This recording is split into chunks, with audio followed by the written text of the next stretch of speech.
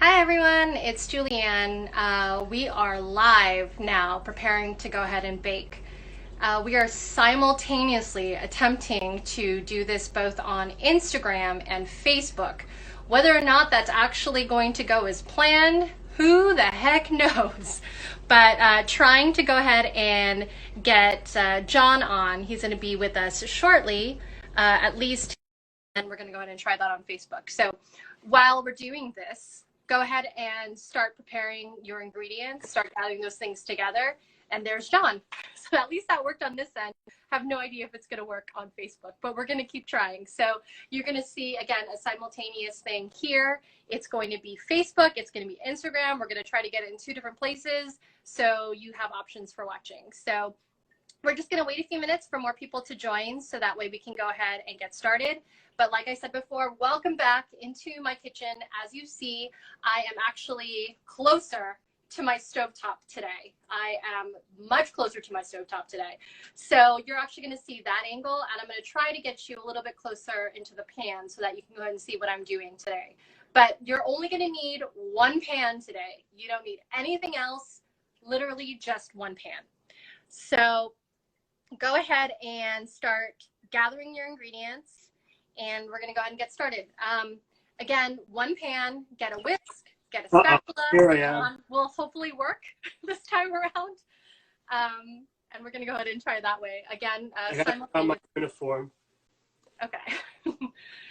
So right now, also on Facebook, we're on Instagram.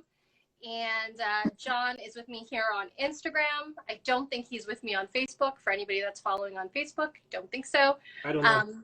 But we are going to try again to simultaneously cast. So thank you for your patience. Hi, Melissa. Let's see. Yeah, I just commented on Facebook. I don't know if it's going to actually work. Oh, I don't know. This is, again, our technical difficulties are going to show through. So we're going to allow people to watch us go back and forth. I just don't understand. Facebook owns Instagram. Why is this such a problem? I don't know. It's very What is the temperature we need to preheat? I preheated at 375 last week. That didn't work. That was wrong because you were supposed to preheat at 350. Well, after it continued being liquidy, let me tell you something. We had a bunch of problems last week. One of them was that I was listening to people on Instagram tell me what to do, and that resulted in me putting stuff in the freezer just so it cooled off quicker, turned to ice. I preheated to 375, turned everything to a rock. This was a problem. Well, we are trying to preheat at 325 degrees. Should I do that? So it is less than what we started with. Hi, Sherry. I can actually see comments today, guys. This is actually much better than last time. So maybe you'll actually see it. I don't think it's working on the Facebook side. I think we've only got Instagram again today. I'm seeing you on Facebook. You're live right now. I'm definitely live on Facebook, but you're not live with me. I'm not just another angle of you. It's actually just to the left a little bit. So people are seeing me in 2 different sides. It's this is actually much my better side, the left side. So I'm actually happy. But you're like sort of cut off on Instagram, where Facebook they see your full, like they see the top of your head and some stuff around you. Oh. Instagram. Well, here we are on Insta. So I'm going to go ahead and say I can't get Facebook Live to work. I have no idea how to add John. So we're just going to do this on Instagram, I think. Or we can try to cast. No. Or we can try to keep simultaneously casting. If you've just joined us, we're having technical difficulties as always. Hopefully Mary is on. She's going to be our science guru. She'd like me to give you the caveat that she is a microbiologist and she's not a food scientist, but she's a scientist, so she can give us a little bit of insight on whether or not we're doing something wrong or why things are working. But if you haven't done so already, like I haven't actually, we're going to go ahead and preheat this oven to 325. It should be bake. Make sure it's bake, John. We're going to go ahead and try this together. We're going to be using, and when we go ahead and use the oven, we're going to be using either the middle or the top rack. It just depends on how fudgy you want your brownie. But we can go ahead and talk about that once we go ahead and put our brownies in. But gather your ingredients. I'm telling this mostly to John because I feel like everybody else that has just joined in. Okay. Everybody that is tuned in, watching with us. You're calling me out. You're calling me out, but we have to be realistic about this.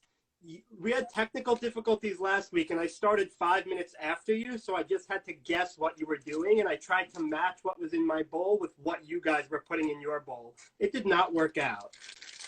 It definitely did not work out. If anyone saw John's cake, it was a disaster. So, yes, that is definitely true. I am going to go ahead and give you a list of ingredients, so that way we can go ahead and make sure everyone has what they need to get this started. So, everybody, we should have cocoa powder.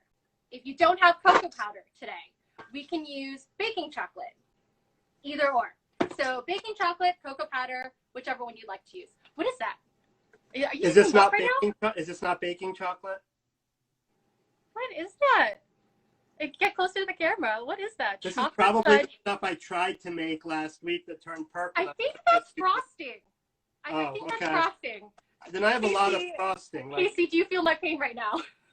I have a lot of frosting. There's a lot of frosting right now. Okay. Well, I don't want to run into last week's situation where you had us make it ourselves. I can just like throw this on top now. Okay. All right. So people out there in the ether, people on Facebook that can't see John right now, he's just shown me a whole bunch of frosting that we are not going to incorporate inside the brownie, but we'll do it for toppings later if you feel so inclined. The problem is you give us the option to substitute. And last week you said chocolate chips, so I got rainbow chips and like unicorn chips. Did not work. Today I got peanut butter chips. These aren't going to work either. I feel it already. Those are going to work. Those are going to work. So, also, could I ask your scientist a question? So if you are, I didn't want to run into last week's issue. I have this pan, which is what you told me to get. But then too big. What if I want to use this again? Do I have to I have to change the number that, like, if I wanted to double what I was going to put in here, can I just double it, or is there a science to that?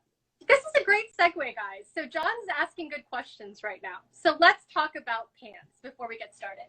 So last week, if you were with me, we used an 8x8 baking pan. It's a square baking pan. If you do not have, yours is way too big. That looks like a 9x13, 10x13 maybe. And we're going to go ahead and I'll show you how to use it. All right. If you have a big pan, I would did you know on the square. Use the square pan, John. Do not. How did you know though? It's 9x13. Do you think you're baking with an amateur right now? Also, should I have washed this because of Corona? Oh boy, that's a brand new pan. Have you not rinsed it off? I got it yesterday at Target. It didn't even have a tag on it, so I think it was used. Oh geez. This is going to be craziness and a half, guys. If you are joining us just now, we are on Instagram Live. We are on Facebook Live simultaneously. Don't know how it's working on Facebook Live. I think we're just a little bit behind on that. John is with us on Instagram, and I'm going to try to turn up the volume. Hopefully I don't lose everybody. And we are talking about pans. So, back to the pan. Stay focused, John. Stay focused. Which pan? These are the moments where I wish Casey were with us so she could show the viewers at home how to do this. All right, here we go. So this is an 8x8 pan. You do not have an 8x8 pan. You have a 9x13. Show that to the viewers. 9x13. Do you have aluminum foil, John? Yes.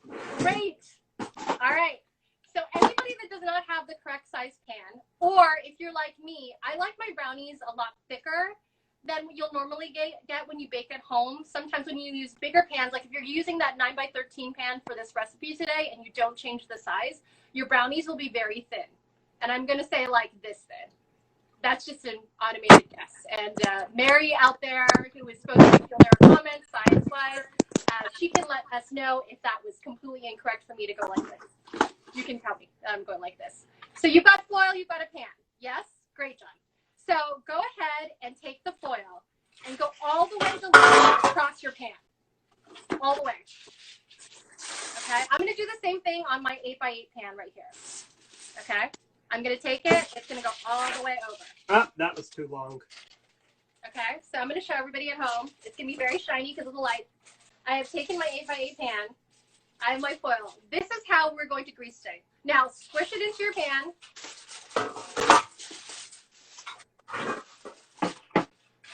We're going to squish it into our pan, people. And I'll change the angle so you can actually see this eventually. Put foil into a pan. Ash, shut your face. We're working. We're trying. This week, Casey was a little bit more weathered in baking. Today, we have John, who's a little bit more amateur. That's fine, because we're working with everyone today, guys. So you've put foil in a pan. All right. Mine is an 8x8. John, have you put your foil? Conform it to the pan. I use too much foil. Oh God. Wait, I have a question.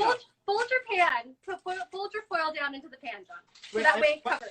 I have a question. So you said my pan is too big. What if I want to? Shut up. What if I wanted? That's my. We're at 3:25. While he's doing that. Okay. Wait. What if I want to? You don't necessarily have to use foil. It's easier today if you use foil because it'll be easier to take the brownies out. You can do the traditional greasing method for those at home. You can use parchment paper at the bottom that you'll go ahead and grease with butter, or you can go ahead and grease with butter and then cocoa powder around the outside. That's fine. But for everyone that's maybe doing this for the first time or wants to make it a little bit easier on your life, I would recommend the foil method. We're going to go ahead and grease this with some cooking spray. But I'm going to go ahead and show John, who's running around in the back of his kitchen right now. You have cooking spray. Great. So have you put down the foil in your pan, John? Yes, Correct. like a pro. Okay, now we're going to make it the right size. We're going to go half the size of your pan. So I have a question about that. I like more food. That's just how I am. What if I wanted to make more brownies? Can I just double the ingredients you're using? You can. If you're using a 9x13 pan, you can double the amount of ingredients. Okay, I'm going to do that then. We don't have to. You don't want me to show you? Pity session to make my pan smaller. I get it. I fucked up. This is going to be an adventure. I don't know how this is going to end for John. This is going to be the best episode ever. But for those at home who are baking with an 8x8 pan or a 9x13, and they don't want to use that size, so let's say you only want to make one batch, okay? You are going to go ahead and take your foil, and we're going to do what we did with the cake last week. You're going to go ahead and take your foil, and you're going to go ahead and fold it inside the pan, and I'm going to make a half size, guys.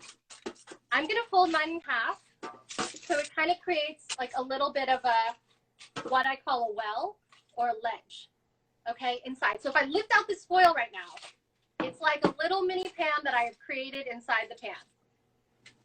Although a little bit malformed, but it's a little mini pan that I put into my pan. And then you just fold it right back into your pan. So smush it down so it creates a well. So I've now made my 8x8 pan. It is now a 4x4, okay? And the reason why I'm doing this and how I'm going to show you to do this is if you don't have the right size pan, you can conform your pan to the size you want it by folding in your foil. Don't listen to John at this point. Folding in your foil and putting it in if you're making one batch. If you choose to use a 9x13 like John, you have to do a double batch, because if you don't, your brownies, and Mary, please correct me if I'm wrong, it's going to be this thin. So again, double batch if you're using a 9x13, or conform your pan. And if not, everybody at home, you can use a round, you can use a square. If it's an 8x8, that's the right size. Or if you like brownies that are a little bit thicker, I'm folding mine down to about a 4x4 because I want my brownies to be a little bit thicker than normal, because then you can eat like 2 brownies in 1 brownie. Who doesn't want more brownies? I love brownies, so we're going to do that. So now you put foil in your pan. For everyone at home and for John, take your cooking spray. I'm at home too. Take your cooking spray. We're going to spray the entire foil, the sides, the front. Okay, so now this is completely greased with cooking spray. Okay. Now, for those that are not doing the cooking spray method like John and I, again, take your butter, grease your pan, do it the normal method that you've chosen to do, all around your pan, up the sides, and then I would flour with cocoa powder, because it's brownies, don't use flour, cocoa powder around the sides just to make sure. And again, well buttered. You can use parchment paper at the bottom. You can use parchment paper that goes out the sides, however you feel like greasing your pan. But today we're doing the foil method. So your oven is preheated, correct? Everyone that's with me, 325. And yes, you can use olive oil, Wendy, if you're asking. I'm using right now, I'll show you, I'm using a canola spray. I don't know what John was using. Oven cleaner. No. Oh dear. Clean up Pam. Okay, Pam is perfect. Pam is perfect.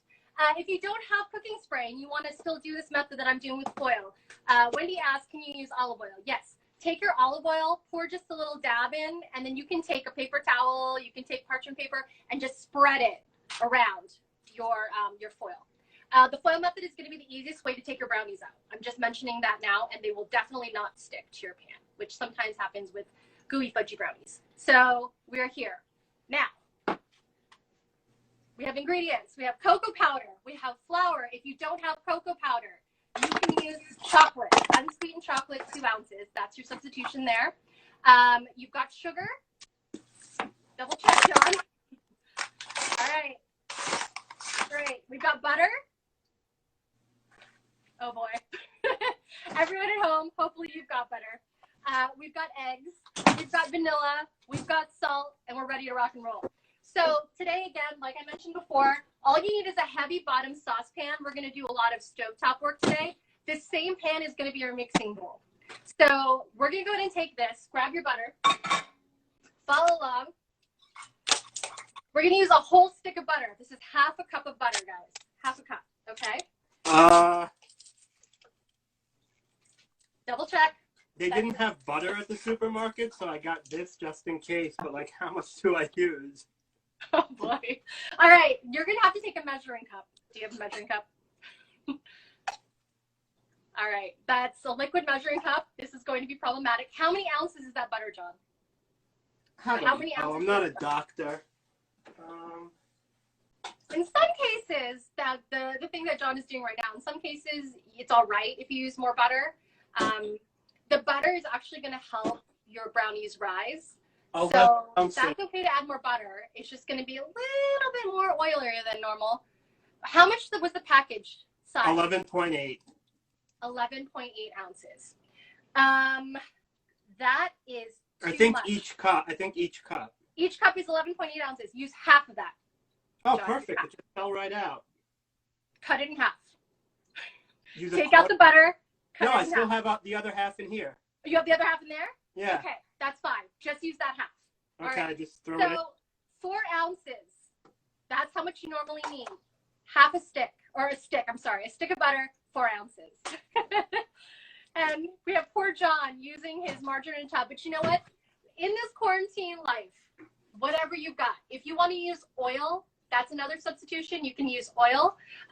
You can use, if you're vegan and you want to use vegan, butter. If you want to use margarine, if you want to use, I don't know, you can use shortening. Anything that's going to provide oil. Last week, Casey showed us how to use applesauce. You can do that too. It's healthier, makes it moist. I hate that word. We're going to use it a lot today probably. But if not, 4 ounces, half a stick of butter. Take your half a stick of butter.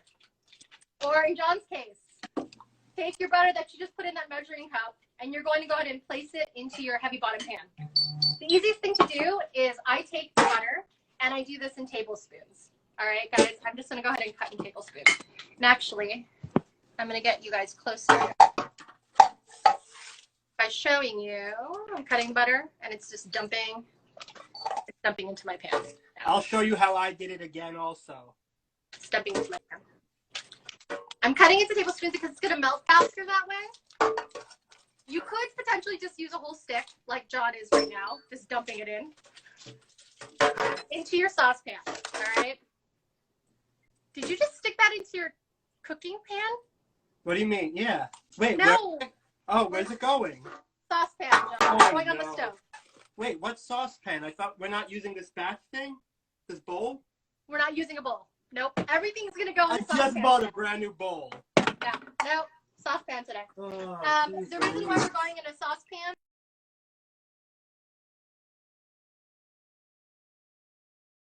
All right. Did you just stick that into your cooking pan? What do you mean? Yeah. Wait. No. Where's it going? Saucepan, John. It's going on the stove. Wait, what saucepan? I thought we're not using this batch thing? This bowl? We're not using a bowl. Nope. Everything's going to go in the saucepan. I just bought a brand new bowl. Yeah. Nope. Saucepan today. The reason why we're going in a saucepan is because we're going to go ahead and melt the butter and we're going to melt the chocolate. So, saucepan, guys. Everyone, I know, we're dealing with someone who hasn't baked before, so let's be patient. How big is your pan? It can be any size. Okay. Does not matter. You're good. Guys, you do it just like this. You pour the cup upside down and just let it fall in. Or we can do what the method was, which was to cut into tablespoons. You can do either or. Okay. So, take the saucepan. You're on your stovetop, guys. Okay? I would go to turn it on. You want it to be medium-high heat. Don't want it to be too high because we're going to try to melt this butter slowly. While your butter is melting, okay, make sure that the temperature is, again, medium-high heat. Because if it is more than that, you'll burn your butter. And a lot of people are like, you can burn your butter. Yes, you can burn your butter. And it makes a disgusting, terrible smell go on in your house. Don't burn your butter. This is mostly a message for John. Do not burn your butter, John. Well, and also be careful because I saw something about like people who use the sanitizer and turn on the stove and they're getting burns from it. So be careful with your stove turning on. All right. You're welcome. So we're on medium-high heat. You can go ahead and take, I like using wooden spoons. You can use a wooden spoon. You can use a whisk. That's a good one too.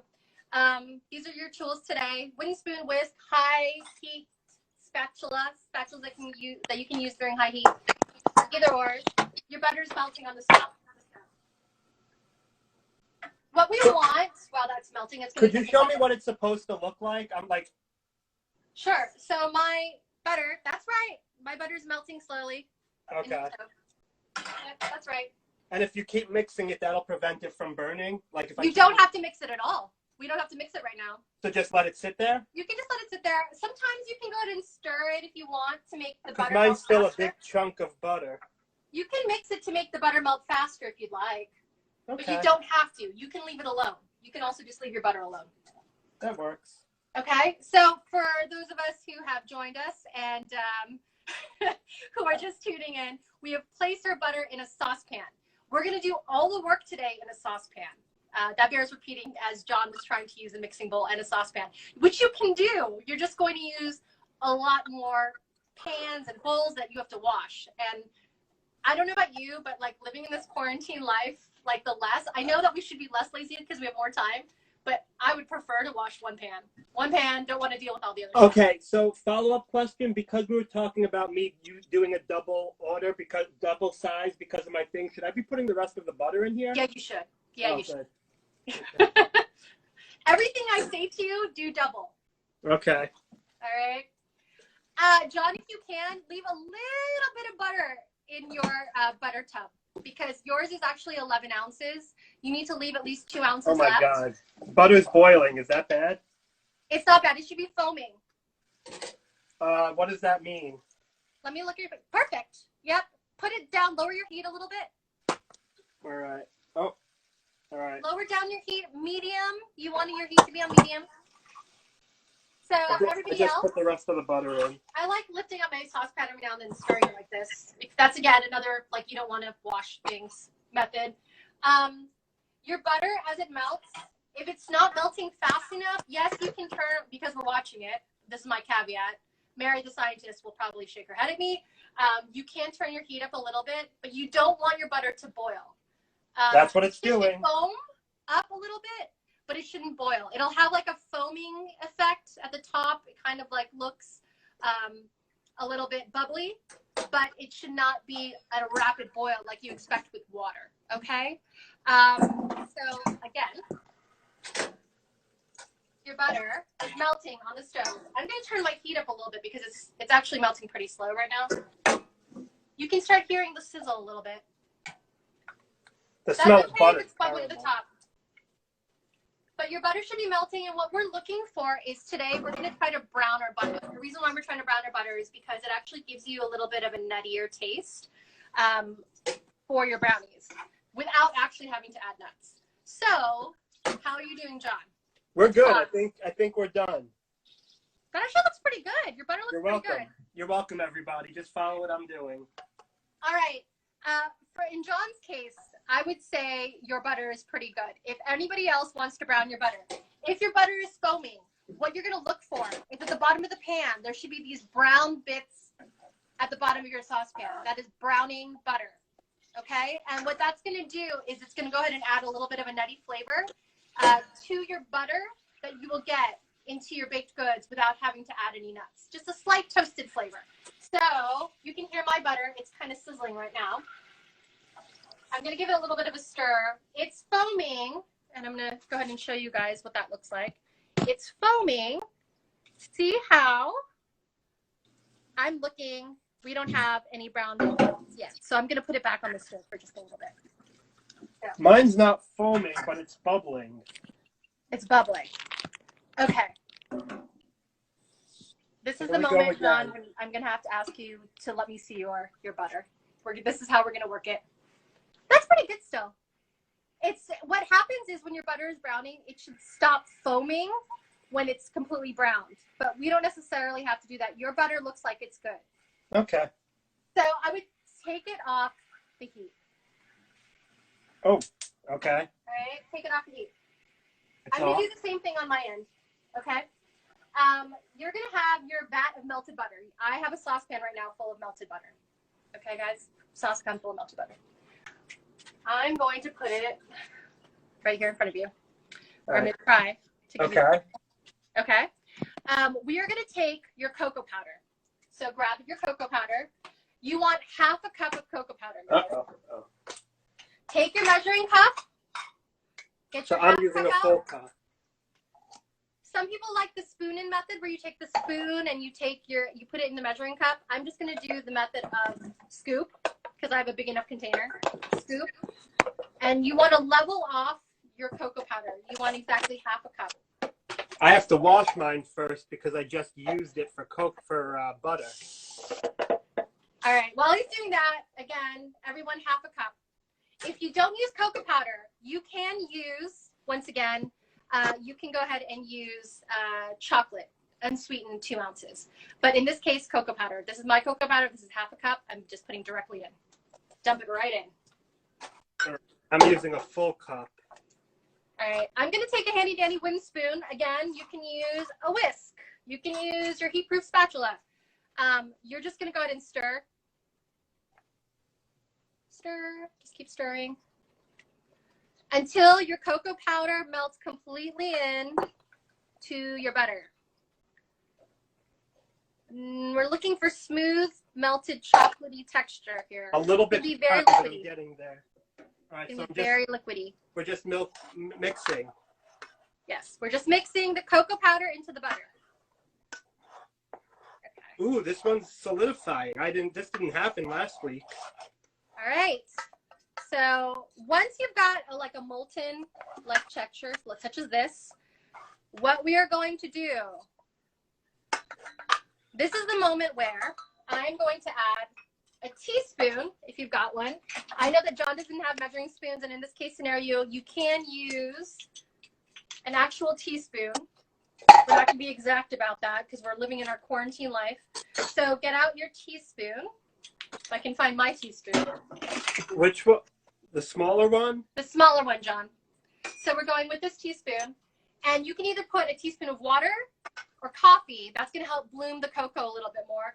Or if you want to be wild and crazy, like I'm about to be, I'm going to take some oil. And I'm going to put a teaspoon of oil. This is olive oil. You can use vegetable oil. You can do whatever oil you'd like. Just because the oil tends to give it, if you like those box mix brownies, it gives it kind of a little bit more of a fudgy texture. But because we've used butter, it's not going to be oily tasting. And then you're just going to mix that right in. Okay, guys? Mix it in. And then we're going to let this cool. Sorry, why does yours look so creamy? Because I've really mixed. How about you? How are you doing? Mine looks brownie. It's solidifying a little bit too quickly. Let me see.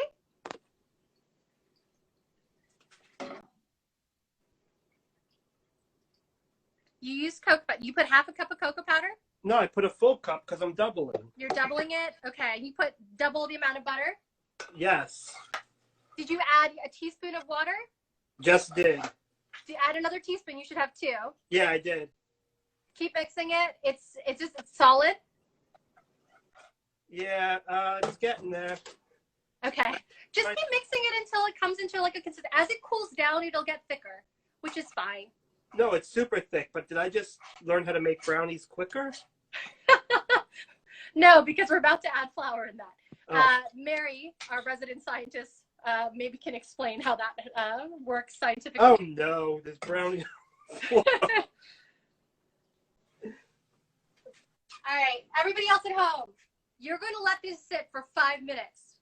The reason why we're doing that, and I'll help out John in a second, the reason why we're doing that is because we're about to add eggs in this, and you don't want your eggs to scramble. And in high heat, eggs will scramble. So this is the saucepan, same pan we're going to use the whole time. Just put it somewhere, anywhere, that's not hot right now, and it's going to sit for 5 minutes. And while that is happening, what is going on here with John? Let's look at your, let us see your concoction, John. What's going on? I'm mixing. It's pretty thick. It's very thick. You put the rest of your butter in there, John, earlier? Not the rest of it, just like a little bit, almost like there's like a quarter left in the tub. At this point, because of the way that your batter looks, and pastry chefs everywhere will disagree with me, add the rest of your butter. That's my recommendation to you. Even if it, and then put the stove on again? Yes. Because you use cocoa powder, that's completely acceptable. Okay. But keep mixing it and stirring it as you go along. I can't get this right, Julianne. I'm trying. All right, you could go on without me. I'll be fine. I'll maybe be fine. Well, okay, this is a good opportunity to start talking about the other things we're going to get. So you're going to need 2 eggs, guys. I like cracking my eggs prior to and sticking it into another container, another cup to go ahead and pour in, mostly because I'm not a big fan of eggshell breakage into my baked goods. And usually cracking it into a different container will allow you to go ahead and not get the eggshells into your batter. So prepare your eggs. That's a good thing. You're going to need 2 of those. I would take those out. They can be cold right out of the fridge. They don't have to be room temp. Or if you got the room temp, that's fine too. All right. Other thing that we're going to go and prepare right now is we're going to grab some sugar, okay? We want about 3/4 cup to a cup of sugar. Now, this is my caveat about sugar. The recipe, most brownie recipes will call for anywhere from a cup to a cup and a half of sugar. This particular recipe, it's down to 3/4 cup. The reason why is because I tend to like things not so sweet. However, I'm going to make this caveat about brownies. The sugar is actually going to help with the kind of crumbly texture that you get, the fudginess texture in your brownies. So if you want, you can add more sugar, about a cup of sugar at the most, I would say, for this particular recipe, just because of the amounts of flour we're going to be adding in. So anywhere from 3/4 cup to a cup of sugar. So I'm going to do probably anywhere between 3/4 cups and a cup. Same thing, go to level off your sugar. So I'm going to go right into my sugar. And I've got a 1/4 cup. No, actually, I'm going to be rebellious. I'm going to use the same measuring cup that I used for the cocoa powder. And I've got my sugar here, and I'm just going to go ahead. Did we use the egg yet? Not yet. Okay. So we're just on the flour or the sugar? We're on sugar. Sugar. I've got same pan, everyone. So same pan, I'm going to dump, this is 1/2 cup, and I'm going to add a little bit more than about another 1/4 cup, a little bit more sugar. Dump straight in. Okay? What would you spend for me? 1/2? You are going to be putting in, I would say, 2 cups sugar, John. I'm going to go for almost another 1/2 cup. I'm going to show you guys. I'm not filling it to the line. This is going to be, I'm going to give a little bit more than 3/4 cup, but still less than a cup of sugar. Hopefully John is doing the same over on his side. So I'm just dumping it straight in again. Can you use Splenda? You can use 1-to-1 Splenda. Ooh. It's just going to change the taste because Splenda, of course, is a sweetener. If you want to use less sugar, John, Just use 1 and about 3/4 cup. Yeah, we're too far in. We're doing it. We can't start changing shit up now. All right, so I've got my sugar in the pan, and I am mixing. I'm gonna get diabetes. I'm mixing. Wait, I gotta mix. This seems like way too much sugar. This is a whole pan of just sugar. It's gonna look a little chunky, guys. I messed up. How? You said 2 cups of sugar, and now it just looks like sugar with chocolate chips in them. It should. See? Yeah, no, look at what yours looks like, and look at what mine looks like. Keep mixing. That's why. I'm getting this. So, everyone at home, it should look kind of curdly. All right, I'm going to show you a little bit of a close-up. It's kind of curdly looking. That's fine, because those are the sugar crystals. It hasn't completely melted in yet. So, you are kind of curdly looking. Now, my mixture is pretty much not so hot anymore, so I'm going to go ahead and show you how to incorporate the eggs. Everyone else, just double check. It should be slightly lukewarm, but I'm able to touch my saucepan without like taking my hand back off, which means it's pretty much good temp. So I'm going to go ahead and put my saucepan right here. Try to give you guys a better angle. Grab my pan. And we are going to go ahead and grab our eggs. Now, I told you before, I like cracking my eggs into a zipper container, and we're going to add them one at a time. Okay? This is not good, Julianne. Keep mixing it. It's going to be really chunky looking, John. I promise it'll all come together. No, but it doesn't look like chocolate. It just looks like sugar with. All right. While you're doing that, I'm going to add a little bit more liquid. Let's put the vanilla in, guys. So I said eggs. I lied to you. I just lied to you all. We're going to add vanilla because I want to incorporate that so we don't have to overmix. So grab your vanilla out. This is a terrible tutorial right now. Take your vanilla. We're going to do 1.5 teaspoons. In John's case, you can do about 2.5 teaspoons, okay? If you don't have a real teaspoon, let me see what you're using, John. All right, do 2 of those. I think I already ruined this, so it doesn't matter. All right, I'm grabbing my teaspoon, though, and we're going to do 1.5. I'm going to eyeball it, too. So I see what yours looks like again. Sorry. This is 1. Hold on. I'm going to do an eyeball half.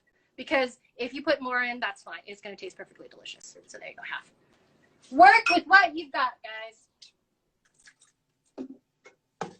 All right. And then you're just going to mix that in. We're just going to mix that in. Let's just mix it in. Yeah, look. Yours looks like a liquid. No, mine's not liquidy at all. Mine's chunky. It should look curdled. Everyone back home, it should look curdled. Oh, maybe. I just added some more water. I think that fixed it. Curdled. Okay. Now, get your egg. Egg. I got it. You said 12? You need 4. And we're going to do them one at a time. Everybody else, we're doing 2 because we're making just 1 batch. If you're doubling the batch, you need 4. But we are only going to do 2. You're going to have to stir and drop this egg in at the same time. Kind of like rubbing your hands and, you know, your stomach, patting your head at the same time, rubbing your stomach, patting your head. Is that the, Wait, what did you say? thing? We're taking the eggs. You said drop it in and stir at the same. I have to crack mine. Yes, crack. Do you have a separate container, John, that you can use? No. Oh, God. Okay. The reason why, I'm going to reiterate for everybody at home, the reason why you want to do that is because it is going to make sure you don't get any eggshells into your egg. Okay? And that is the reason why. You can be completely rustic about it and crack your egg directly into the pan, which is fine too. You might have some eggshells. That's the only caveat I'm going to give you. That's the least of your problems. All right, so. Okay, here we are. This is an egg. We're going to drop this straight in. And we're going to mix that. You want to incorporate each egg one at a time. And you're going to mix it until it's completely saturated into your chocolate. Okay? This is the point where over mixing is not a bad thing. Just keep stirring it, okay? It's gonna start looking a little shiny, but it's still gonna look gloopy. That's fine. Again, I'm gonna show you the texture. Mine's still like kind of droopy and gloopy, and that's fine. That's one egg, okay? But tell me how you put the egg in. Sure, because I'm gonna go ahead and drop in another egg, so I'll show you. Okay. So I just cracked another egg. Yeah. Oh, oh my God! I didn't know you were doing one at a time. You're doing it one. It's fine if you just do. You're gonna go ahead and portion it in. I have just portion. Just we're gonna pour it in. Just pour it in a little bit at a time, John. Okay. Like just pour in one egg at a time. So take the egg, drop it straight into the bowl, and then just start mixing it. Oh my God! This is a mess. Okay. Oh, now this shit's really liquid. Look at this. That's what it should be, because once you start adding the egg, so after you've incorporated one egg, John, just keep dropping it in. And try to like make sure the shells don't go in, right? Make sure the shells don't go in. All right.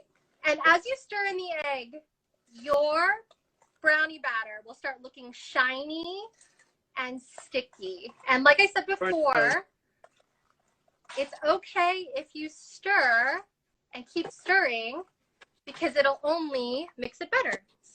So this is the texture right now of what over mixing. And again, I'm just using the same saucepan. Yours looks so good. That's only because I'm making one batch. John's trying to overachieve here, and he's making a double batch. For those who just joined in and wondering what's happening right now, how did we go from very structured last week with Casey to me and John looking like we're about to like make terrible, terrible brownies? I promise you, we're going to make great brownies. You cannot. No, yours are going to be great. Like, I don't want people looking at mine and thinking this is what we're going for. I just don't know how I'm so bad at this. All right, John, let me see what your gloopiness is looking like. Looks like a freaking nightmare. That's not bad. Keep mixing. It's too liquidy. Someone's going to tell me to put it in the freezer now, and then it's going to Nope. like last week. Nope. So it should basically, when you lift up, should glop down with the spoon. It should be pretty liquidy. All right. So everyone, to recap, we have the butter, the cocoa powder, we've got sugar, there's eggs, there's vanilla. Now we are going to go ahead and incorporate the dry ingredients. All right. And again, you could have added in a teaspoon of oil, a teaspoon of water, a teaspoon of coffee earlier in the process. That's totally fine. And again, your batter should look shiny and really chocolatey. This is basically what it's going to look like without flour. Okay. John's mixing over there. And at this point, you can't overmix your batter. Okay. So if you think it's not mixed incorporated enough, keep mixing it. It's fine. That's just adding air. It's fine. Saying okay? You can't mix. You can't overmix it. Like, don't overmix it. You can't overmix it until we get the flour in, which is what we're about to do right now. So, as everyone stares at a really close-up of my mouth, we are going to take a 1/4 cup of flour. In John's case, it's 1/2 cup. All right. So I've got my 1/2 cup right here. This cup's going through the ringer today. Again, so John's using a liquid measuring cup, which is usually what you use for liquids. Not as accurate as dry measuring cups, but in a pinch, you can go ahead and do that. It's going to throw off your calculations just a little bit. And Mary, who is commenting for science right now, can tell us why if you use a liquid measuring cup versus a dry measuring cup, what that does to your calculations. But again, I'm doing a 1/4 cup of flour. That doesn't seem like a lot, but that's because we're going to make fudgy brownies. If you added more flour, they're going to make it a little bit more cakey. But in this case, we don't want that. We want fudge. So I'm taking my flour out. Some people go ahead and put their flour with a spoon into the cup. I'm going to dig right in to this chagrin of pastry chefs everywhere who are like, this is a terrible method, Julie, and I'm doing that because I'm being lazy, and I'm skipping right in. And see how there's a little bit too much? You want to level off, okay? So take a knife, take a spoon, level off the top so you don't add too much flour. How much? You can use your finger. That's fine too. So after I've leveled off, see how it's completely leveled off? Well, don't pay attention to the little flour marks right there. That's not leveled off, but you're pretty leveled.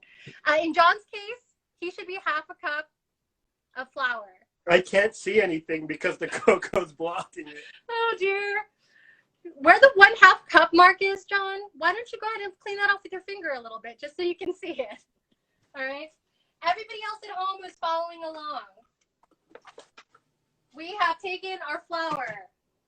This is the part where I'm going to tell you right now, as soon as we incorporate this flour, if you overmix the batter, your brownies will be leathery and they will be tough.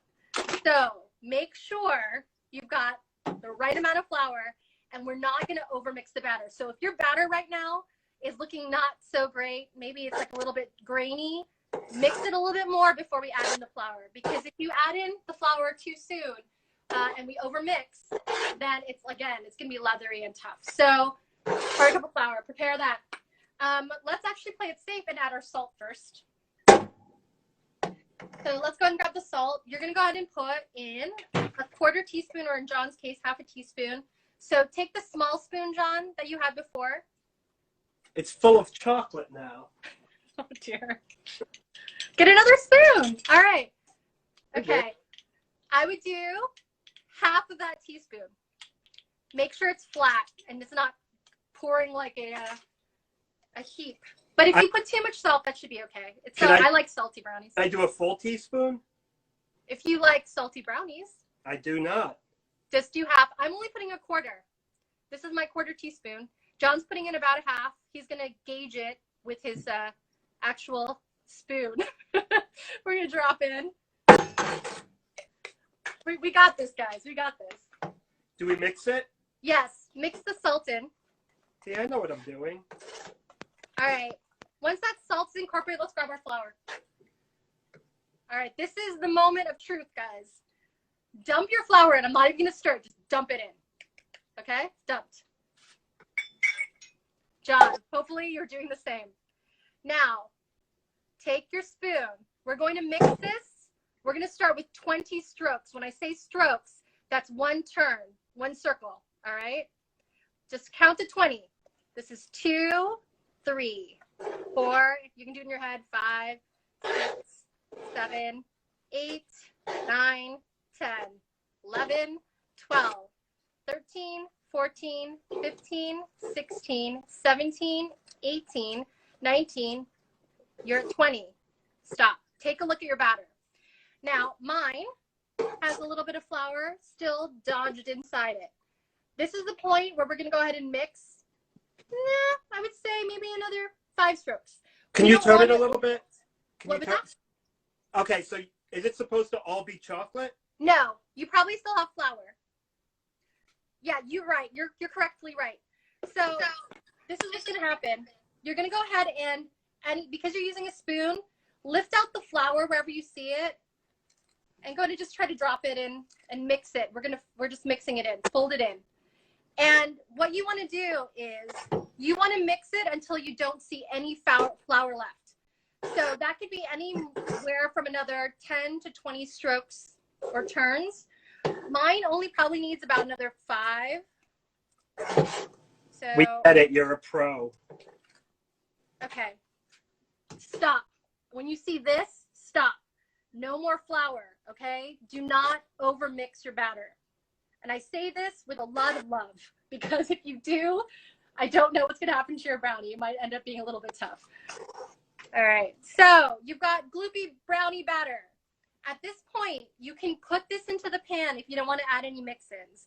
If you want to be wild and crazy, this is the point where you can add things like chocolate chips. You can add pecans. You can add anything of the sort. I'm going to drop in some pecans because I'm crazy and a rebel.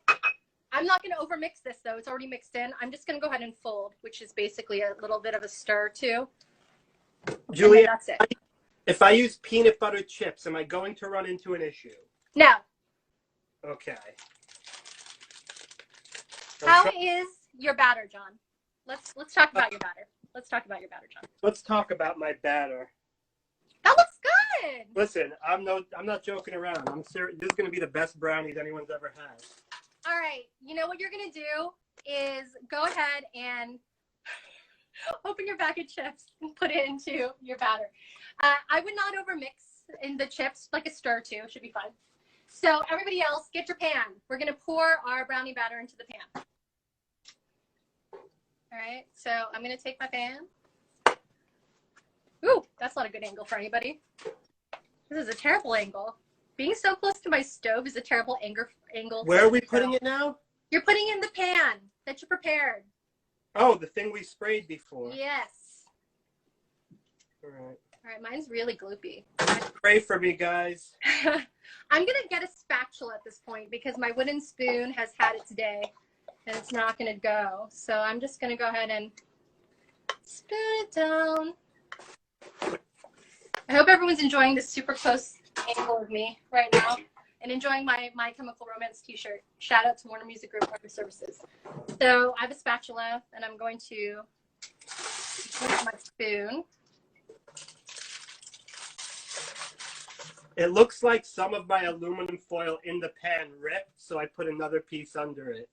So that's fine. Work with what you got. I'm not going to judge you. I feel like that's not true. I'll have people in the comments judge you. I think Mary's praying for you. I'll take any prayers you guys have because this is looking bad. All right, I'm using my spatula right now, and I'm just trying to get the rest of the brownie batter because I want as much brownie batter in my pan as possible. Oh, no. John's having problems. I don't even want to tell you what just happened. It's sort of your fault. Did you dump it on the counter? No. Did you dump it on yourself? No. Did you dump it on the floor? No, but like, okay. So you know that piece, because my aluminum foil, you told people fold it over? Yeah. So like some of the brownie stuff went under the fold. And now I'm gonna have aluminum foil baked into my brownie. You're just gonna have to pull it out later. Oh, no, I know what I'm doing. I know what I'm gonna do. Wait. I feel like we're all gonna need photos of John's brownies at the end of this because I can't. Mine, I'm gonna show you my batter right now, guys. So I'm still spatulaing out. Hopefully, maybe you guys are all ahead of schedule and you're actually just staring at the screen wondering what has gone wrong on your Saturday. All right, you guys. thought you were making brownies and we're like 40 minutes in. All right. I ripped off the piece that folded over. I'm gonna wash my hands real quick. The piece that folded over is now ripped off, so now there's nothing underneath. I just got to spray that section. You could have left it there, John, and just peeled the No, foil but off. I would have had brownies with aluminum foil in it. I already think I have brownies with eggshells in it. Oh, jeez. See how my batter actually went a little bit past my well. That's fine. Oh, no. It's like I spilled it a little bit. Actually, this would be the opportunity for baking with kids. I mean, there's a little bit of raw egg in it, and depending on how you feel about salmonella, you can throw 3 sheets to the wind and just taste test real quick. I'm going to. It was very not hygienic. Oh, sorry. I got But I'm aluminum the only foil one in eating my... it, so it's fine.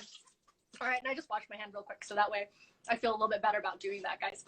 So I went ahead and I put my brownie batter in the pan while John is still struggling to put his in. I'll go ahead and show you what mine looks like. So because I folded my pan in half because I want thicker brownies, and actually as I look at it, my brownies are going to be pretty thick. This is either going to be the best thing I've ever done or it's going to be like the worst thing I've ever thought of right now. But mine is coming up pretty high up in the pan. If you guys spread out to your 8-inch, it should probably come up maybe, I would say probably about an inch and a half. It's not going to be crazy because what's going to happen is your brownie batter in the oven is going to rise a little bit. That's what your eggs were doing. That's what the butter is doing. And the sugar is going to give it that crispy top. So I used a whole bunch of substitutions in my Instagram post to let you know if you're vegan, if you are allergic to eggs, if there's things that you can't eat. You can do substitutions for any of the ingredients that we put in. It will just change the texture of your brownie, right? So for example, eggs give it that kind of crackly meringue top, which I really enjoy. I know that you guys do too. Sometimes if you use like applesauce or other things like that, it'll be a little bit sticky, but it's still gonna be equally delicious. So nothing can be wrong because there's sugar in it. You want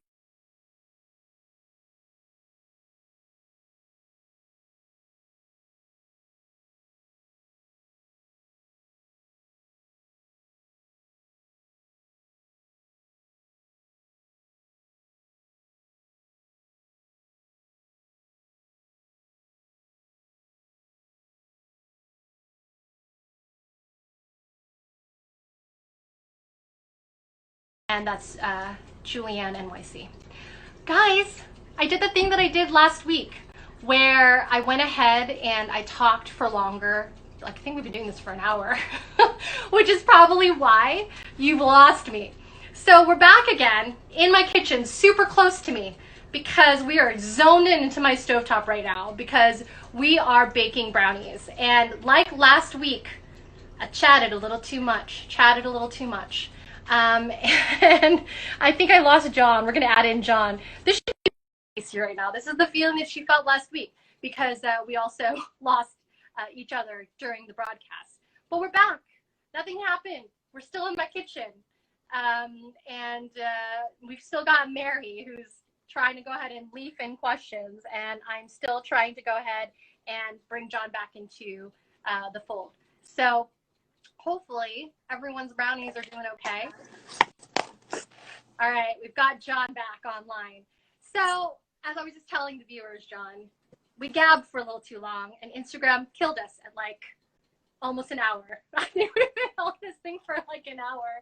So everyone back home who's been watching us try to do this live together, props to you for watching us for an hour. I think that's amazing. This is what they want to see, though. They don't want to see someone who knows how to bake. They want to see someone make poison. So at this point, I just start gathering all my dishes and things like that and just putting it, because we've used one pan, guys, the beauty of the one pan method is now I can just dump all the things that I've used, my teaspoons, my measuring cups, all in this pan and soak it in water and soap and let it sit for a few minutes and then we can do dishes. But now that's like one pan you have to wash with all your apparatus, right? Your measuring cups and your spoons and things like that. You don't have to like wash your mixing bowl and your mixer and all these other different things because we're living in quarantine life and we don't want to deal with all that stuff, even though we have the time to. At least I don't want to deal with that stuff. So. Okay, guys, I got good news and bad news. The good news is I got the spoon out of the pan just now, so we're not going to have an issue. I didn't even realize the spoon in the pan was an issue, John. It wasn't until I just realized I was a spoon short, and there it was. See, this is the great thing about, like, you know, cleaning up and baking and things like that. You're noticing these things. So I'm glad you didn't bake your spoon there. So I'm just starting to put stuff away. Do we have any questions? Have we filled any questions? Hopefully everyone's questions have been answered. Oh, I have a lot of questions. I think Mary's fielding some stuff on her side. I haven't seen all the comments. I feel like Matt just said something harsh. So whatever it was, I'm sure you were just keeping it real, Matt. So shout out to Matt out there. Mary, I think, is having a field day with her question and answer sessions over there and trying to understand that, yes, today's session was a beginner's section. So a beginner's session. Like, this is what last week looked like, everybody. So I just want to be clear that we're in a better spot than we were last week. But that purple thing was because Julianne said that we could have substitutions, and I chose unicorn chocolate chips. He also added too much liquid, everyone back home, and did not follow directions that Casey and I were giving. Okay, but you guys started 5 minutes before I was ready, so I had to pretend I knew what you did to get there. Yes, the purple soup. I had purple soup, and it was not, my purple soup was not something that I've ever seen before anywhere. So maybe that's a thing. I don't think I've seen your purple soup anywhere either. So, but I feel like a lot of You're that welcome. stuff is just more of like a mixing situation. So, like, well, actually, I don't want to say like cooking. Baking is more of a science. So when your ratios are off, kind of like what happened with John last week with his purple soup, if he kept on adding too much liquid instead of just mixing and incorporating and waiting and being a little bit patient. I'm going to say that, even though he's on board. No, first of all, you're bake shaming me. Second of all, I was mixing it for like 20 minutes, and then I listened to the geniuses on Instagram, and they're like, "Oh, put it in the freezer. It'll cool off quicker." It froze. It just froze, and that's why I have it all clumpy, because that's ice. That's ice purple soup. I'm sure Casey's also thinking that too. I kind of wish we could have seen that in real time to understand what was happening with the purple soup. But we're here with brownies, everybody, and we're preparing for all those brownies. So while the brownies are baking, let's just talk about cutting your brownies and things like that. You normally don't. So when you go to the bakery and the brownies are like perfectly portioned and the cuts are really clean, normally because, oh my God, he's using a pizza cutter. This is a whole other conversation we're gonna have. Normally, let's start with what we've got. Normally, and actually that sort of segues into what I was talking about last week, is that in quarantine, and I don't want you guys to go out and get things that you don't have at home. There's no need to necessarily go out to the store to try to pick something up. That's why substitutions are good. You got to work with what you have. And what you end up doing, and there's like a lot of science involved with a lot of the substitutions that you do, they'll change the texture, they'll change the way that it comes out, but at the same time, it's going to come out and it's going to be equally delicious no matter what you do. The cutting that John was motioning with his pizza cutter, I would like to make this note that when your brownies are hot out of the oven, some people like eating brownies straight out of the oven when they're hot. That we put some chocolate sauce on top and like put some ice cream on it, and that's delicious. If you want that kind of brownie texture that you see in the bakeries where everything looks clean cut and they're perfectly square, you're gonna have to wait. And I know that's the worst part about it. You're going to have to wait until your brownies cool down before you take them out of the pan. You have to let them cool down in a pan before you go ahead and take your brownies out. Because if you cut them when they're warm, and you'll notice, you'll cut them with a knife and then you'll just streak your knife through and there'll be clumps of brownie stuck to your knife. And that is because it is obviously too warm. So you wait till it's cooled down a little bit when you start cutting it, and then you'll get those nice, lovely bakery Instagram photo type squares that everyone sees. You can use any kind of knife to cut it. Don't be like me with my nonstick pan. That happened when the very first time I got it, and I used a really sharp knife in my nonstick pan. That was a mistake. You need to lift out your brownies, and I'll show you how to do that once the brownies come out of the oven. You can cut it with a pizza cutter. I've not tried it myself, but I mean, it's an apparatus that cuts, so anything will do. You can use a butter knife. I mean, why not? I have a question. This was something I was getting yelled at last week. If you open your stove while it's baking, does that like ruin it? No, it does not. Like if I checked on it right now and we still have 10 minutes left, would that take all the hot air out of there? If you opened your oven and you left your oven open for a really long period of time, the answer would be yes. If you opened your oven and you just peeked in really quick, then it's perfectly fine. Perfect. See, that's what they were yelling at me for. Stop opening the oven. I was like, well, you definitely don't want to open your oven at multiple times. And Mary, the expert, science expert, will let you know why. Because exactly what you were just thinking, the heat escapes from the oven while you're baking, and then your oven has to rise back up to the temperature. So it will change the amount of time to bake because your oven is not at the right temperature when you continuously open the oven. If you're doing it, John, like once, maybe twice for like a second just to peek, fine. It's even better to turn on your oven light and just look through the glass. So I was doing it every like 15, 20 seconds, and then I found out my oven has a light, so I could just look through the glass. This is a great find, John, because now you know that the oven light is there and you're not going to open your oven. Yeah, and the light probably... Turn on the light, peer through the glass, like one of those, like, you know, kind of, when I do that, it kind of feels weird, doesn't it? From like this close of an angle. This feels weird for me to do this. I feel strange. I'm just going to stop that now. I don't even know what you were doing. It's the idea of like peeking through the glass, right? Peeking through the... Now I'm being a mime, and this is yeah, it's still liquid. I just looked at through the oven light. It should be still liquid because it's only been in the oven for like 10 minutes. Yeah. Yeah. So this is not like cookies, so you don't have to go ahead and go into the oven and turn it around. There's like a lot of methods that people are using. Whatever works for you, though. But I personally just let it sit in the oven. Don't open the oven. Thanks to you what, Tara? Everyone was ruining my meal last week. My cake was ruined last week because of Instagram. They're all taking credit for advice. Meanwhile, it went straight into the garbage. Well, that's because we baked. Okay. Should we rehash what happened last week, John? That was like you baked at like 375 for 2 hours. That's just no. I did it No. I did it 350, and then after the first hour, everybody said it's going to solidify if you make it hotter. So I made it hotter, and then they kept yelling at me to not take it. It was a big collective fuck up. It was everybody messed up. It wasn't just me. I had a lot of people on Instagram that were just terrible. They're good people. They're just not you. They don't know what they're doing. They were just giving me, it was sort of like a choose your own adventure situation. I mean, and in a lot of cases too, and I talked about it with Casey, there's a lot of things that maybe we don't have access to, maybe you don't have fancy equipment. I mean, you see it a lot of time in like recipes and baking shows. You don't need the fancy KitchenAid. I mean, I've got one. Let's be real, I've got one, and I enjoy it immensely.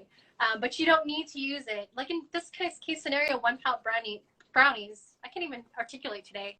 Oh dear, oh dear. One pot brownies. You only have to make it in one bowl, and you're only cleaning like one bowl. We just need a wooden spoon. You probably didn't even have a wooden spoon. Use a regular spoon. Who cares? Of course I can have a wooden spoon. That seems irrational. I would say that if you cook a lot, you probably have a wooden spoon.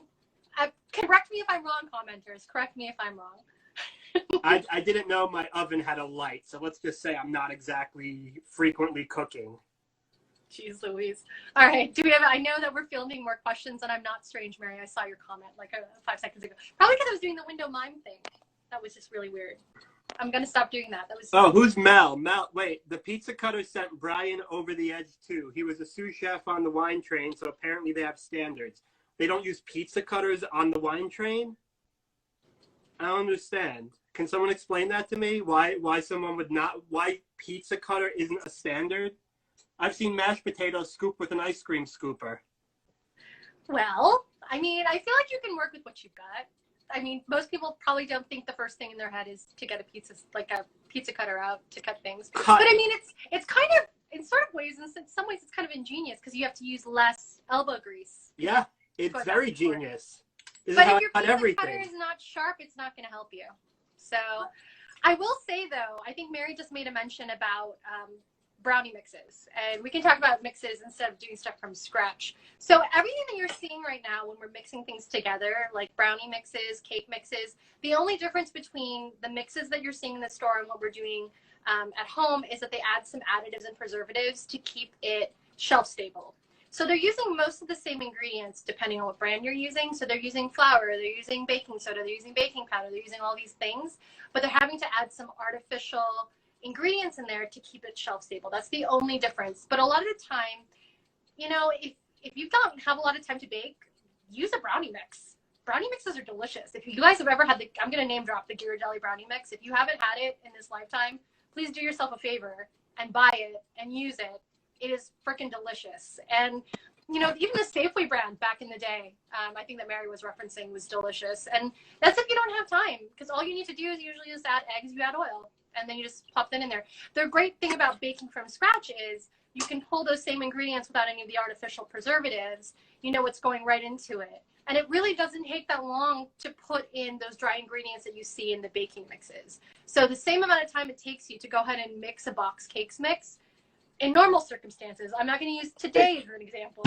In normal circumstances, you can go ahead and do that just as quickly than as a mix. But like I said, like in these quarantine times, if you want to use cake mix, go for it. You can elevate a lot of that stuff too by like adding things into it. So making your humble cake mix into something a little bit crazier by like, you know, substituting ingredients or tossing in extras can make it like a little bit better than just your basic cake mix. Nothing wrong with that. And actually beginning baking is such a great thing to start with, is baking mixes, because of the fact that all you have to do is just add in like 1 or 2 ingredients and just a bowl and mix it. You don't need fancy apparatus. So very good for beginners, and I'm glad that John has a cake mix box. This was my backup plan if we run into the same issue as last time. And your frosting works here too. Your pre-made frosting. I have chocolate, I have strawberry, and I have aqua blue vanilla, which I'm sure the chemicals are great. So that's exactly what I was just talking about right there, like kind of the preservatives. But there's nothing wrong with using any of that stuff if it floats your boat. You know what I mean? So the frosting that John has, this is a good example right now. So you could have your brownies plain, just like we went ahead and I just mentioned, just plain. Or if you have extra stuff lying around, let's say you have some extra buttercream frosting, you have frosting in a can. Maybe you want to make ganache like we learned to last week. Not like what John made, because what John made was not ganache. But, you know, just melting some chocolate chips in liquid like cream or half and half, or, you know, water sometimes. Maybe pop in a little bit of butter and like mixing it up. You can use that as a topping and put ganache on top of your brownies.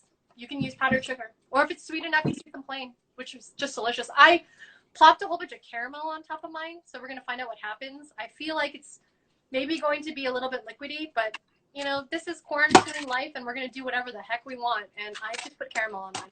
You can actually probably cut your brownies in half. And if you have caramel sauce lying around, cut it in half, plop some caramel in it, and then top it with the other half of the brownie. Now you've got a caramel brownie sandwich. Like, delicious. Right, guys? So here we are. John is still looking through. Oh my God, look what I found. I probably could have used this. This is smaller. Is that a 9-inch pan, John? Doesn't say. It looks like a 9-inch cake pan, which is probably better. That would have been better. For those that have just joined back in, welcome back. We got cut off on Instagram Live because, like last week, John and I were jabbing a little bit too much. That's a perfect size. He's just finding cake pans and things like that in his pantry right now. We used the 9x13 for John that he had to go ahead and remeasure out to make the right size.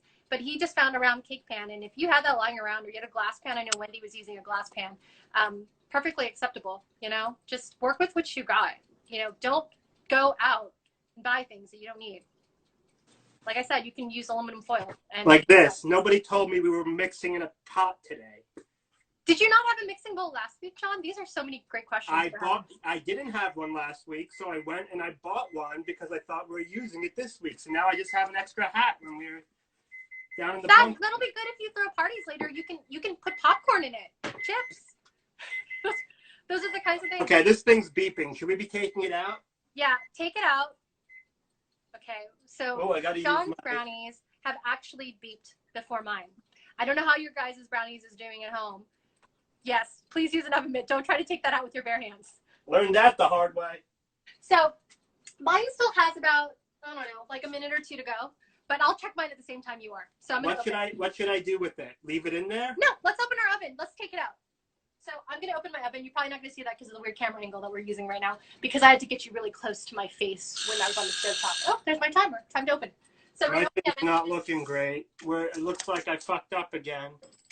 So how are hers done already? I just took my brownies out of the oven. Okay. Usually I like using the toothpick method.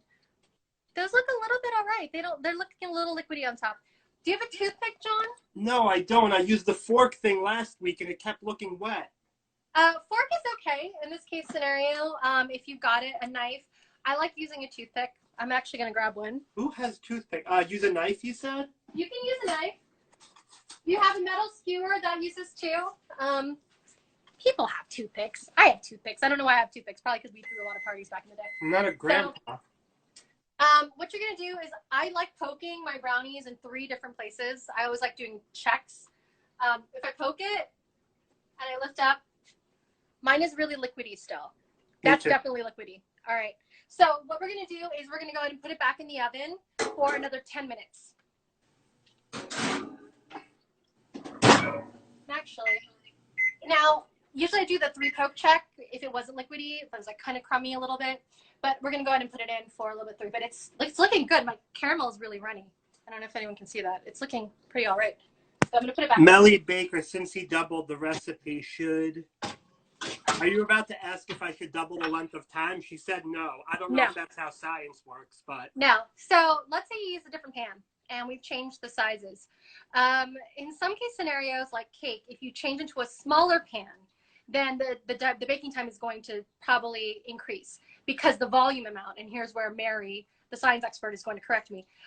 The volume amount is going to go ahead and change. And because the volume amount has changed, the baking time is going to change because it's thicker.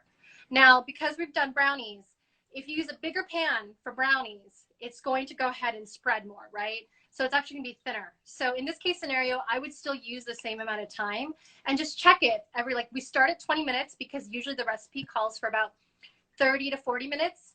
I start at 20 and then I go about every 5 to 10 minutes because I don't want to overbake.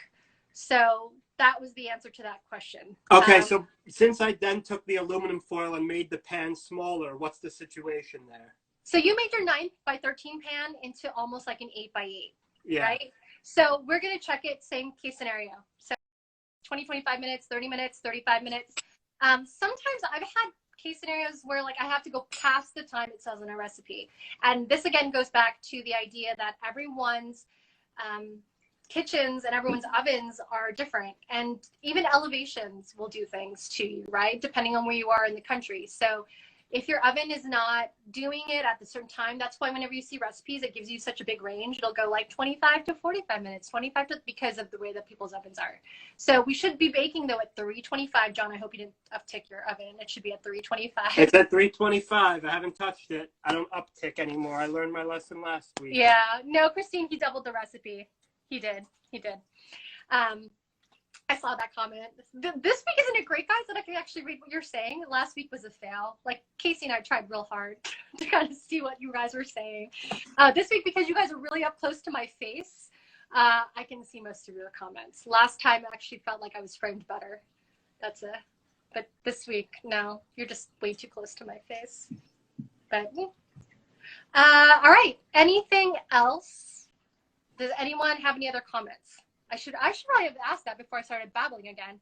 Any other questions about things that you're doing while you're baking? If anybody wants my recipe, I can DM you on the side. It's basically just... Mary, I purposely did not respond to any of your heckling. Mary's a really good heckler. I'm not responding to any of her heckling. She can try. I'm just going to do this. Just going to do this weird thing. You can heckle me because I've done everything perfectly. There's We nothing... still have a few... You know what I forgot to do? Back home, I forgot to time it again. Oops.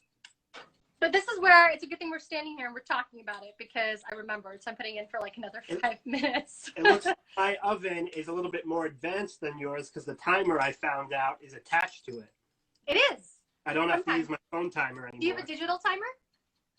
Yeah.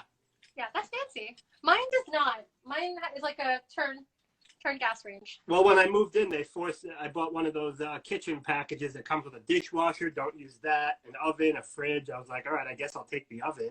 The fridge alone was the same price. Why don't you? Okay, this is going to be a dark, deep hole that we're about to go into, but we've got time. Why don't you use the dishwasher? Because I only use paper and plastic. Oh, jeez.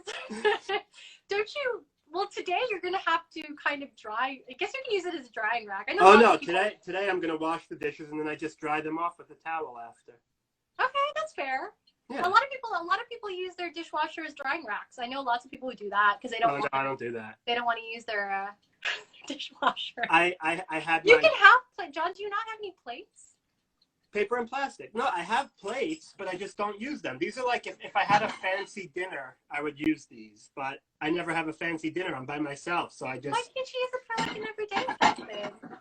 Because then I have to wash it. Treat yourself. Use real plates. I do treat myself. I eat out of the Chinese container or the pizza box or whatever the food comes in that I order. I eat it from there. I mean, that's true. Less dishes, I suppose. But if you have a dishwasher, then all you have to do is rinse it off and put it in the dishwasher and not have to worry about it. But if you don't have a high volume, I mean, to be fair, okay, I'm not going to judge you, because to be fair, if you don't have a high volume, you're not going to judge me? If you don't have a high volume of dishes, has anyone seen that commercial, actually, that they've been showing a lot of about using your dishwasher because it uses less water? Mary, please correct me. Does it apparently uses less water than hand washing your dishes? I don't know if that's true or not. Like, someone fact check that for me, please, because I was thinking to myself, they just want me to buy dishwashing detergent and use my dishwasher a lot more, because that just doesn't seem right to me. They're like, you can wash your dishes every day, even if your dishwasher is not full. I don't know how anybody else was raised, but you waited until the dishwasher was full before you added, you ran your dishwasher. But apparently, you can run your dishwasher every night and supposedly save water. According to, I think it's a Cascade commercial. Mary, do you have a scientific reasoning for that? Anybody? Oh, Melissa, is that true? Okay. All right, maybe I should start running my dishwasher. This is the best show. You're welcome, Mary. Mel. Oh, wow. Okay, Mary is agreeing. So apparently Cascade is not proving me wrong. Oh, thank you, Christine. Also, okay, so I was thinking to myself, I was saving so much water by hand washing, but I guess I should just be rinsing and then just putting it in the dishwasher and letting the dishwasher run every night. I also don't trust machines. Like, I just know that if I'm hand washing it, it's coming out clean. I just don't trust machines. I don't want to give them too much power. This is like a whole other topic of conversation. I don't know what kind of deep dive we've got in now. We're going to start talking about like what happens when machines takes over, which is a great segue. Has anyone been watching Picard? That's a great show, by the way. What is that? CBS All Access, Jean-Luc Picard, Star Trek. All right, I've lost everyone. They're just like, what is happening? So I'm going for another 5 minutes. How is everybody else doing at home? Checking your brownies, checking to make sure you've got toothpicks and knives and different things that you're going to go ahead and check with. Remember that when you take out your brownies, what we're looking for is just a couple of crumbs left on the toothpick or the spoon or whatever you're using to go ahead and check it on. Nobody would say that it's a bad thing, and pastry chefs everywhere are going to scream at me, or Mary is going to scream at me virtually through the commenting section. Nobody is going to say it's a bad thing if your brownies are a little bit undercooked, because as they sit in a hot pan, they will actually cook a little bit more. And if they're a little bit undercooked, they'll actually be a little bit fudgier than if you overcook them. So that's a little food for thought. So if it's a little bit, there's like a little bit of crumbs on there, you're good. You don't want your toothpick to come out clean. If you put your toothpick in or you put your knife in and it comes out completely clean, your brownies are probably overbaked, which is why we're checking religiously, like every 5 to 10 minutes. And why you have to stare at John and I for like 5 to 10 minutes more as we try to make our brownies work. I'm not going to lie, Julianne, it sounds like you have a bomb behind you. Because of my timer. And I think someone's brownies are done. 2 people's are done. How are they? That's amazing. Guys, when you went ahead and did the toothpick test, did it come out a little bit like crumbs on top, or was it just completely clean? These are the details that I would love to know. Like, please tell me. And let it sit in the pan. If you've just taken your brownies out, actually, let's talk about it. If you've taken your brownies out, let it sit in the pan and cool down in the pan before lifting them out. The only time I would say you wouldn't do that is if you stuck your toothpick in and it was completely clean. Then go ahead and just like lift your brownies out with, hopefully you're using the foil method or whichever method you're using, and lift those out and let it cool on like a wire rack. However, if you just greased your pan with like butter, leave your pan alone, because as soon as you lift up, it's going to crumble. That's a food for thought for everyone. Don't have crumbly dough. So if I look at it now, if it looks wet on the top, is that good or bad, or? The wetness on the top is kind of, you want it to be kind of crackly at the top, so it might still be undercooked. Let's go and take a, my timer just went off. Did your timer go off? How did yours go off? You said it for 5 minutes after mine.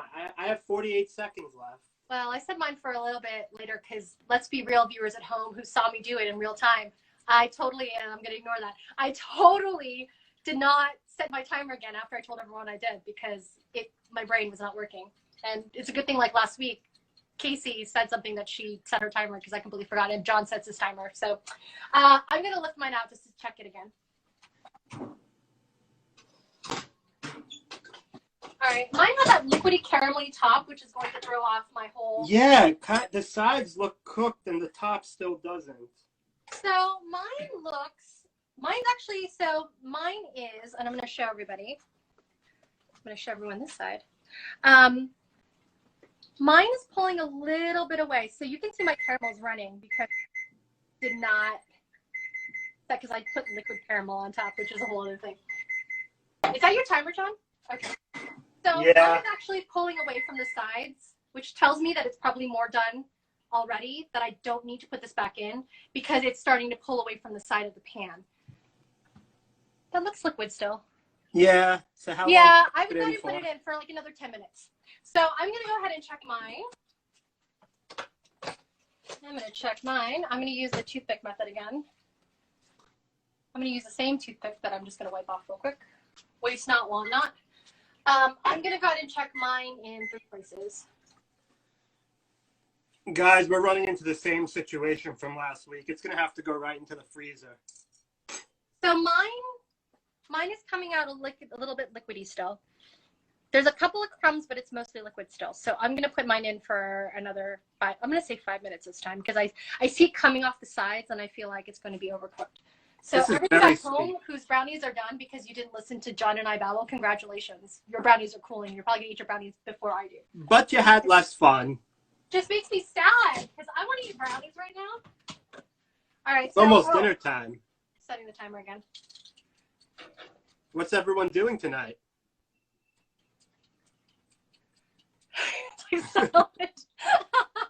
You know why? Because everyone's staying at home. Everyone's staying at home. You I'm guys are going watching to good shows. You guys have to tell me if you guys are watching crazy shows. Everyone keeps on telling me to watch Tiger King. I have not decided if I want to. I'm live watching it. It's some weird shit.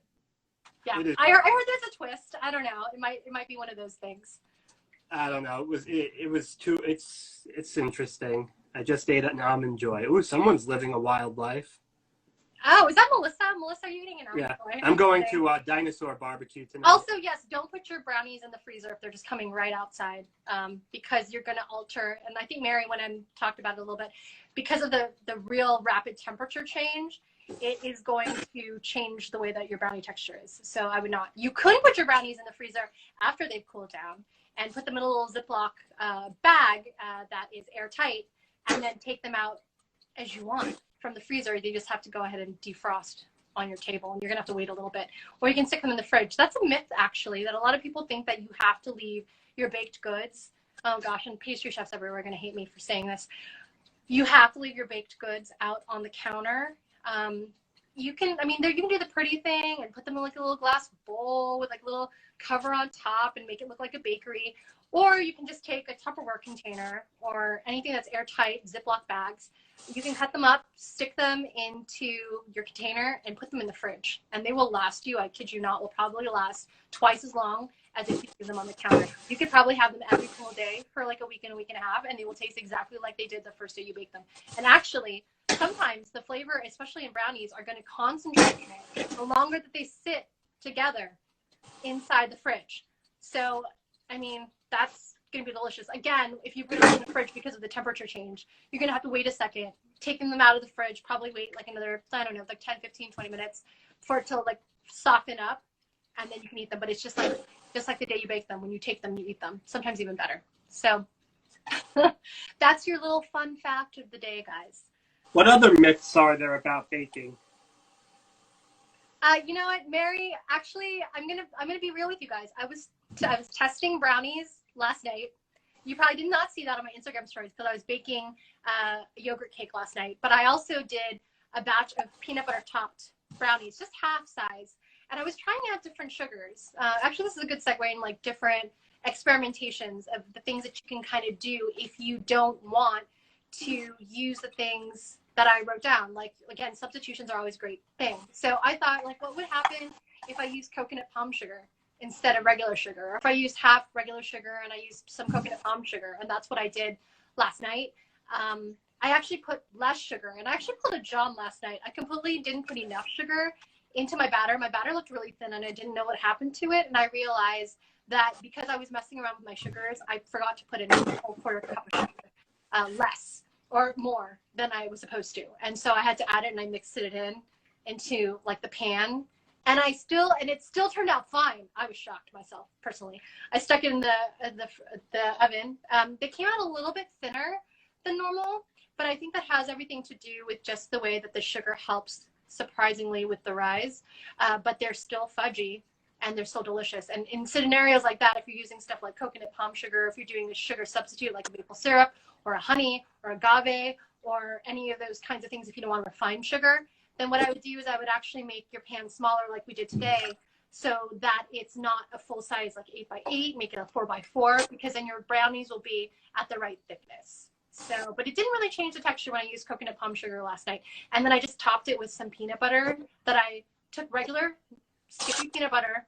I took like a tablespoon or two, stuck it in a little container, put it in the microwave safe, of course, for like 30 seconds. So it was kind of liquidy. And I just dolloped it on top of the brownies and didn't add any sugar to it, didn't add any egg, didn't add anything, just peanut butter. Topped it, and peanut butter brownies, guys. I mean, delicious. So I kind of have a couple of those in my fridge already, and then I just made a whole pan of brownies. And this is where my example for you, where I said, if you overmake the brownies and, you can freeze them and eat them at will. And I'm going to take my brownies, and because it's just me here in Brooklyn, I'm going to take those brownies and I'm going to freeze them. I'm not going to eat them all in sitting. I think that'd be a sugar overload. Although it'd be so delicious to try in different ways, guys. Brownies with ice cream. We can make brownie and make little brownie sandwiches by slathering some more caramel in between. I mean, it's going to be so delicious. So I am going to consumed Just for for 30 minutes. No, Melissa. Although that's delicious, actually. just for reference, is pulling a John a new baking technical term? So while I was gabbing away, my timer went off. And because I put liquid caramel on top, and I'm going to show you guys. Because I put liquid caramel on top, you see, mine is very liquidy on top still because of the caramel. But that's the caramel, it's not the brownie base. So for anybody at home that added any toppings, if your topping is still a little bit loose, but the brownie in the bottom is cooked, then what I would do is I would actually take it out, because what's going to happen in the cooling process is whatever that topping is that you put on top, be it peanut butter, be it tahini, be it caramel, when it sits at room temperature, it's going to seize back up and it's going to thicken. So don't rely on that. You're checking for the brownie. So I'm going to go ahead and I'm going to stick a toothpick in. I'm just touching it. I'm just like lightly touching the top. It feels a little bit loose still. I think it needs a couple more minutes, but I'm going to go ahead and I also thicken my brownies, remember, because I make half the size with the same amount. So mine's probably going to take twice as long as everybody else's. I'm going to grab another toothpick. John has disappeared from the screen. He's washing. No, I'm here. I figured I'd start doing dishes because I have twice as many as everybody else probably. I'm back. You saw the side of my face and the side of my Kim shirt. I'm taking my toothpick. Oh, are we taking it out again? I'm taking mine out again. I have 3 minutes left. Okay, so mine is still, you can see mine still has a little bit of liquid. That's not crumbs, that's liquid, which means it's undercooked. I'm going to try it one more place just to see. Yeah, mine is. So at what point do we turn the heat up? We don't. Do never turn your heat up. Here we go. Let's have a conversation about that, actually, while we keep on going. Keep on trucking along. All right, I'm going to put mine for like another 10 minutes. So if you're joining us, John and I have baked brownies. It's in the oven, it's baking. So while it's baking, you get to hear random commentary from the two of us because we've already given you instructions for over an hour. I apologize, everybody. My God, that's a long time to make brownies for like over an hour, but we're here. And Last week took me 2 hours. We're still making them. So I went ahead and I put my brownies in the oven. And what's happening right now is that they still need at least probably another, I'm going to say another 10 minutes because it's still liquidy. Again, the kind of texture you're looking for when you put in your toothpick is when you lift up, it's going to have a couple of crumbs on there, but it's not going to be liquid and it's not going to be completely clean. That's the kind of texture that you're looking for. So for everyone home that completely finished already, that have a plate of brownies that are cooling, I commend you for getting all that crap done while we were talking, putting your brownies in the oven, and getting them sorted. Because if you made a normal 8x8 pan of brownies, your brownies should be done by now. If they haven't, do not do what John did last time. Do not turn your oven heat up. Leave it at 325 and just check it for like every 5 to 10 minutes. If you turn your heat up, again, it's going to just change the way that the brownie is making in your oven, brownies baking in your oven, excuse me. And what it's going to do is it's just going to accelerate it, but you're not going to be able to watch it as well. There's a more technical term for it. Mary, please correct me. There's a more technical term for it. But it's kind of like, think about it in cooking. And when you turn up the heat in cooking, when you're waiting for it, it rapidly boils. And then all of a sudden, your pot is boiled over. And what could you have done? You could have just turned down the heat. It's the same sort of idea. You're turning up the heat in the oven, and it's just going to rapidly start to cook. And you're not going to be able to temper that. So keep it at a steady 325. And if you are still with us, like over an hour now into it, I'm sure we're going to be done hopefully in the next 10 minutes. John is washing his dishes. I haven't even started washing my dishes. I'm still jabbering into the camera for you guys. You're just wasting time, bud. I'm not even having nightlife. conversations with anybody. He's not even having, at least Casey had conversations with me.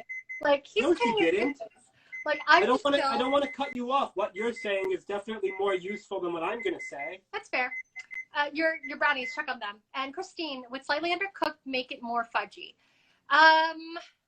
Yes, it would.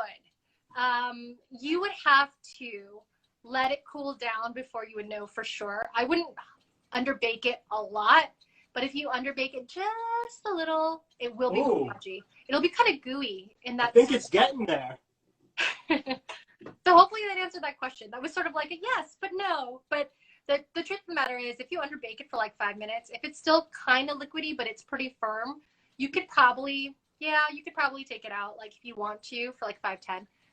Yours is pretty good. Is that just crumbs? Is that solid? It's still a little bit wet. Okay, no, I would put if it's not completely solid yet, I would put it in a little bit longer because yours is actually a big batch.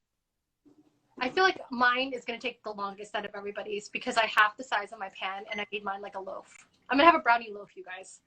I'm gonna be eating a brownie loaf from now until the end of time. A brownie loaf. Well, not the end of time because maybe Mary's right. I'm probably gonna eat a lot of brownies today. It's Passover. You better be careful. I know. Happy almost Easter, everybody. Welcome to all those people that just joined in. You completely missed Who is Dawn joining in now? Baking brownies, but I'm glad to see everyone come in to just like see me chat into this box.